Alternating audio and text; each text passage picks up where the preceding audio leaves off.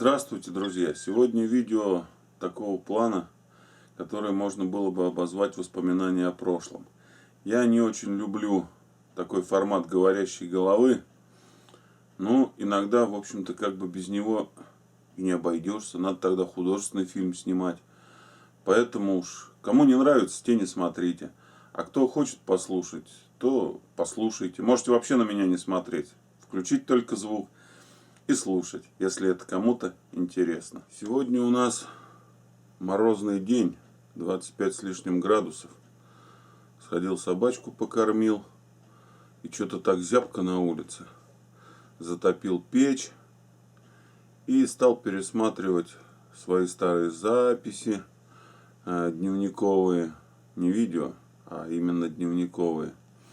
И наткнулся на дневник егеря свой, 1992 года.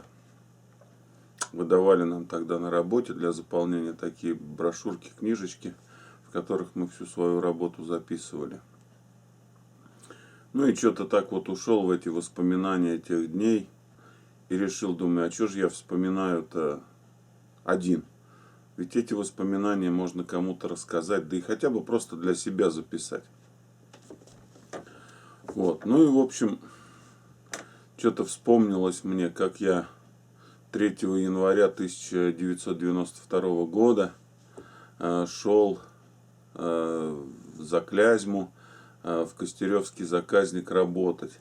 Я тогда только устроился, и 3 января был мой первый день. Вот, у меня там был напарник Шимков Станислав Владимирович, интересный такой мужик, ветеран войны. Естественно, он был очень намного старше меня. Мне тогда было, наверное, лет 25, а ему уже было за 60. Вот. И просто вспомнил, как я приехал в Петушки на электричке, на ранней, на 6-часовой.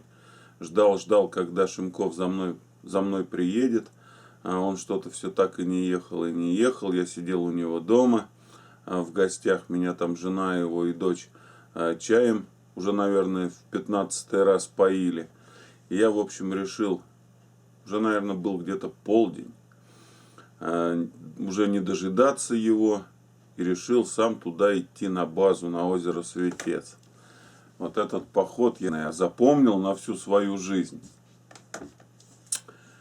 Я в тех краях был всего один раз, и то, можно сказать, ночью. Тогда был начальником госохотинспекции нашей области Анисимов Юрий Гаврилович. Вот он мне посоветовал, прежде чем устраиваться на работу в охотинспекцию, съездить туда, на озеро Светец, к Шимкову и посмотреть, как живет, как работает. И, в общем, решить для себя, хочу ли я такой жизни себе. И вот я тогда приехал, он меня в Петушках встретил на машине на своей, у него была Волынь. Помните, наверное, такие вездеходики, луазы. Вот, она у него, правда, вся была на проволочках, на клячиках. Но ничего, вот он ездил. Туда от Петушков до базы 22,5 километра. И вот он тогда меня встретил. Тоже не с утра, как мы договорились, а тоже где-то уже во второй половине дня. У него я дома тоже просидел полдня. Он приехал, собрались мы и туда поехали. И вот мы ехали туда. Очень интересно, я вспоминаю этот момент. У меня была сумка, и в сумке был термос. А тогда термосов с металлической колбой не было, были колбы бьющиеся, такие стеклянные. И вот я этот термос оберегал. Шимок, это прозвище у него такое было. Он, значит, по этой лесной дороге туда, на Светец, на этой Волыни, летел с такой скоростью, по этим кочкам, под рыжкам. А это было в декабре, это была зима. В общем, я как мог оберегал этот термос. В итоге у нас там на одном из дрыжков отвалилась задняя дверь. Мы ее на проволоку привязали, поехали дальше. Приехали туда, на эту базу. Вот. Ну, естественно, у меня с собой была бутылочка. Ну, как я еду в лес к человеку знакомиться, что же я с пустыми руками приеду? Бутылку водки я купил заранее. Вот, приехали туда, у него в доме холодрыга, затопили печь, пока дом прогрелся, пока мы тут соорудили какую-то еду, чтобы закусить, выпить. В общем, ну я питок-то слабый такой, ну я выпил, может быть, рюмочку с ним за компанию. Ну и он алкоголиком не был. Тут, хотя он выпивал постоянно, но алкоголиком он не был, и выпивал он всегда так, что даже было незаметно, что он выпил. Вот, сидели, знакомились, разговаривали. Он меня почему-то постоянно отговаривал. Это я уже потом понял, почему он меня отговаривал. Вот, ну, в общем, не в этом сейчас дело. И вдруг я ему заявляю, говорю, слушай, а мне домой ведь надо. Он смотрит на часы, смотрит за окно, там темень. Последняя электричка там, по-моему, в половине 12-го ночи была на Владимир. И он так говорит, что это, надо опять ехать, что ли? Я говорю, ну так а как? Я, в общем-то, предполагал, что я утром уеду, вечером вернусь, одним днем хоть что-то посмотрю. Ну, в общем-то, теперь-то мне его удивление понятно. А тогда-то что, я был городской парень, выросший в городе, родившийся в городе, выросший, учился в городе. Ну, в армии служил я 2 года к этому моменту. Закончил институт. Но к лесной-то жизни я, можно сказать, был не приспособлен, если не считать моей какой-то вот жизненной практики, что я вот приезжал сюда, в деревню, в дом бабушки и дедушки с родителями. И с детства, конечно, я тут и бегал на рыбалку, и бегал в лес. Ну, в общем-то, сравнить с работой в лесу и с лесной жизнью вот эти выезды, их ну, просто никак нельзя. Естественно, на тот момент я уже был охотником, у меня было ружье, была охотничья собака Лайка, первая моя Лайка. Вот, и, в общем-то, мечта стать не просто охотником, а работать в лесу, она вот у меня как-то так вот осуществлялась, и вот ее осуществление уже было вот. Мне нужно было только съездить, посмотреть, оценить все это дело и дать либо согласие, либо несогласие. Но внутри согласие уже было дано, внутри меня. Ну и, в общем, он меня повез. Повез на эту последнюю электричку, нехотя, но повез. И вот мы едем по ночному лесу, в свете фар мелькают тут деревья, он опять торопится, он вообще быстро очень ездил, летал только так. Вот. И вдруг у нас ни с того ни с сего, бах, и все отключается. У нас нет ни света, мотор заглох, все, машина умерла. Машина умерла, он, значит, начинает пытаться что-то искать, почему она заглохла, почему все погасло, и никак не может этого понять. Потому что он, в общем-то, в машинах-то слабенько разбирался. Вот. А я-то вообще в тот момент не разбирался, у меня и водительских прав тогда еще не было. И на машине-то я ездил от случая к случаю на Братовой, где-то вот тут по деревне покататься. Вот. Я вышел на улицу, а я тогда еще курил, хожу, курю, он что-то тут пытается, открыл капот, куда-то лазит, что-то пытается выяснить. И вдруг я слышу, что где-то там впереди, в темноте, разговаривают люди. Я к нему подхожу и говорю, Станислав Владимирович, слушай, говорю, а там впереди, говорю, люди по дороге-то разговаривают. Он говорит, да? А сходи погляди, может, браконьеры. Думаю, вот так ничего себе задание. В общем-то, я и ночью в лесу-то не так часто бывал. А тут еще, типа, вот я вот приехал знакомиться, и надо еще как-то с браконьерами пойти побороться. Ну, в общем, страшновато. Не то, что страшновато, а как-то это неуютно. Ну, я, значит, решил не показывать своей опаски и пошел туда вперед. Прошел за поворот, слышу, там они где-то люди дальше разговаривают. Я постоял за поворотом. Иду обратно к Шимкову и говорю, слушай, где-то они там далеко, говорю, я что-то и не дошел туда. Он так, наверное, в темноте мне было не видно, улыбнулся, наверное, он-то все понял. Человек опытный был, матерый человечище. Вот, и говорит, а я нашел причину-то. Я говорю, а что с машиной случилось? Он говорит, да клемма с аккумулятора слетела. На дрыжках на этих. И он, короче, клемму присоединил, прикрутил, все, завели, поехали. А там, оказывается, не браконьеры, а местные лесники.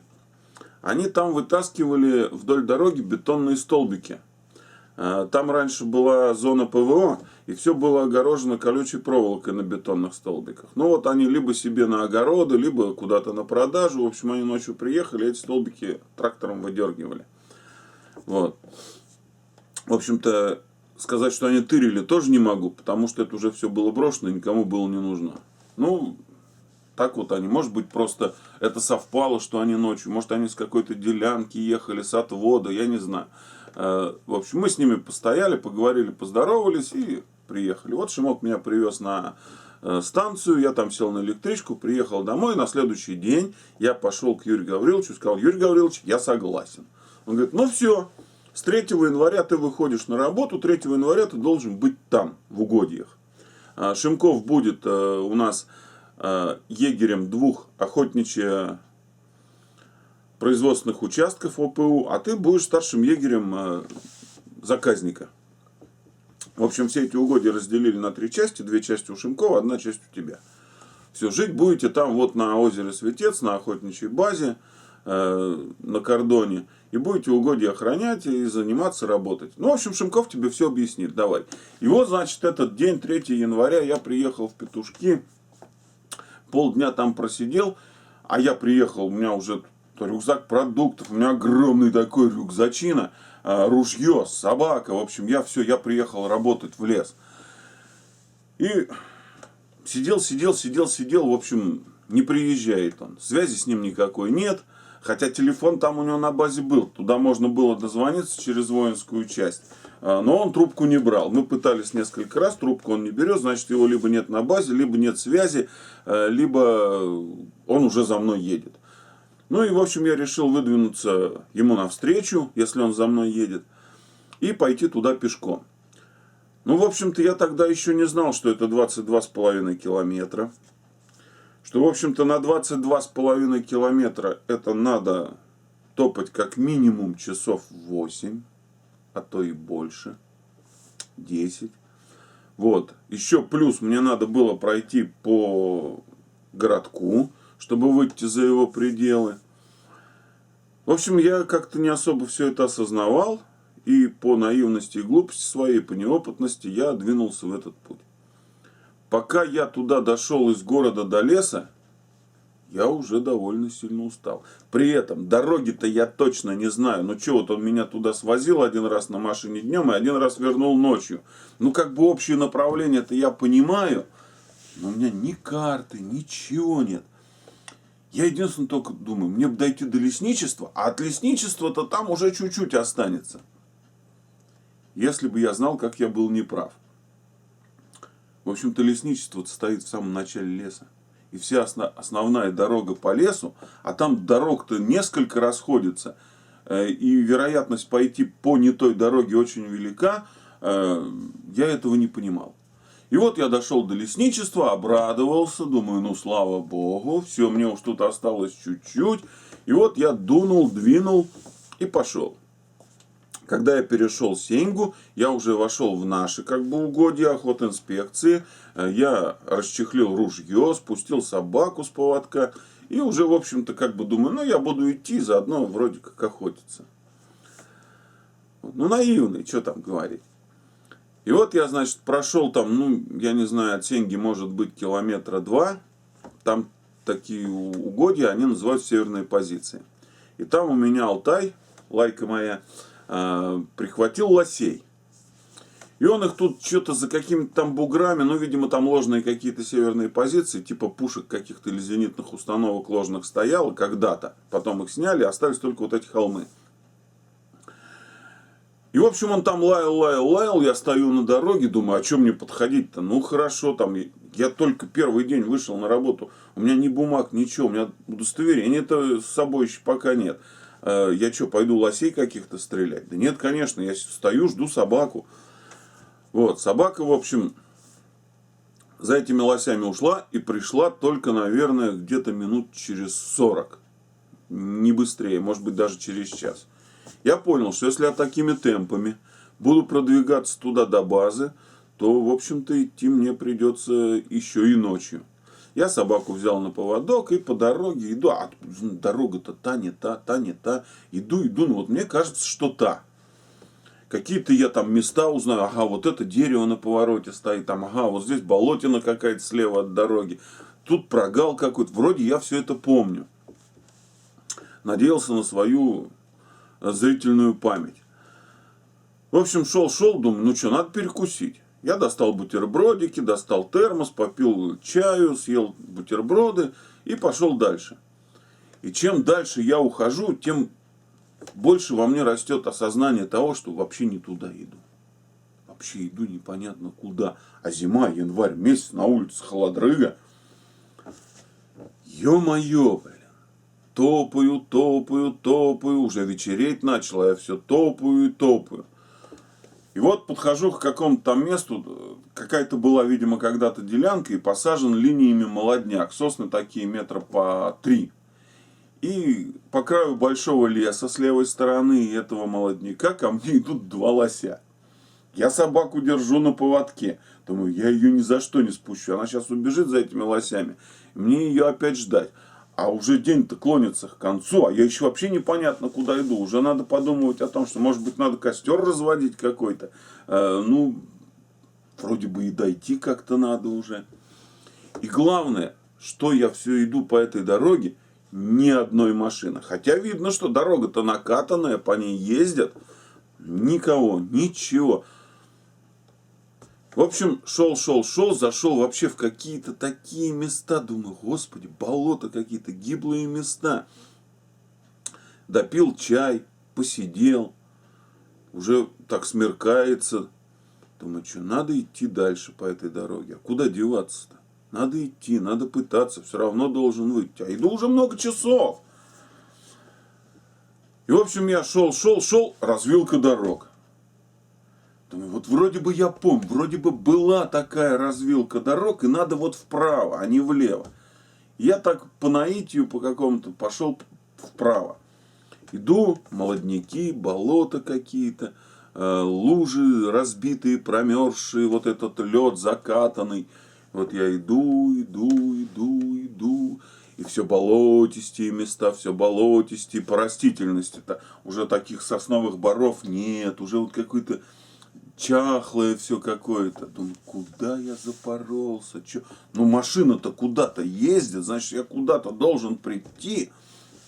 Я же иду по накатанной дороге. И вот я иду, и вдруг вижу забор. Выхожу, база. Уже все, вот почти темно, база. И на базе никого. Вообще никого. Я потыркался, там 2 дома. Справа вот дом, в котором жил Шимков, слева он мне сказал, там гостиница какая-то, типа планировалась когда-то быть. Ну, дом полуброшенный такой, он не топленый, он холодный. Ну, я походил, Алтая привязал тут на поводок на крыльце. Еды у меня нет уже. Ну, готовой, в смысле, горячей. Там, ну, крупа, макароны, масло, это у меня все есть в рюкзаке. Ну, в общем-то, я не знаю. Может, он уехал за мной в петушки. Может быть, что-то другое какое-то происходит. Я же не в курсе ситуации. В общем, забрался я в этот гостиничный дом. Он был открыт. Я туда зашел. Там все холодно. Все промороженное. В общем, я в одежде как был, залез там на какую-то кровать. На себя там 2 матраса натащил какие-то. И от этой усталости, вот это же я шел целый день. И уже вот, ну сколько я шел? Я не знаю, ну часов 7-то я точно шел. Я задремал. И слышу я сквозь сон, что лает у меня Алтай. Я вылезаю из-под этих матрасов, выхожу на крыльцо и вижу, как по лесу между деревьев мелькают фары. Машина едет в мою сторону, сюда на базу. В общем, машина приезжает, смотрю, это Нива. А Шимковский этот ЛуАЗик-то стоит. Я вот что, пришел, ЛуАЗик-то стоит, Шимкова нет. В следах я не особо разбираюсь, куда, чего, что посмотреть. Ушел, уехал, ну непонятно. Ну там следы разворота машин, да. И вдруг едет машина. приехал Шимков с каким-то мужиком. Они, видимо, целый день охотились. Добыли сигалетка кабанчика. Выкинули его из багажника. Шимков понимал: о, приехал, ну давай заходи. Зашли в дом, затопили печку. В общем, тут посидели, ля-ля-ля, шу-шу-шу. Я покормил собаку и залегли спать. И вот так вот началась моя трудовая деятельность в должности старшего егеря-заказника в госохотинспекции нашей области. Это случилось 3 января 1992 года. Вот, с той поры, в общем, вот и началась моя профессиональная охотничья жизнь.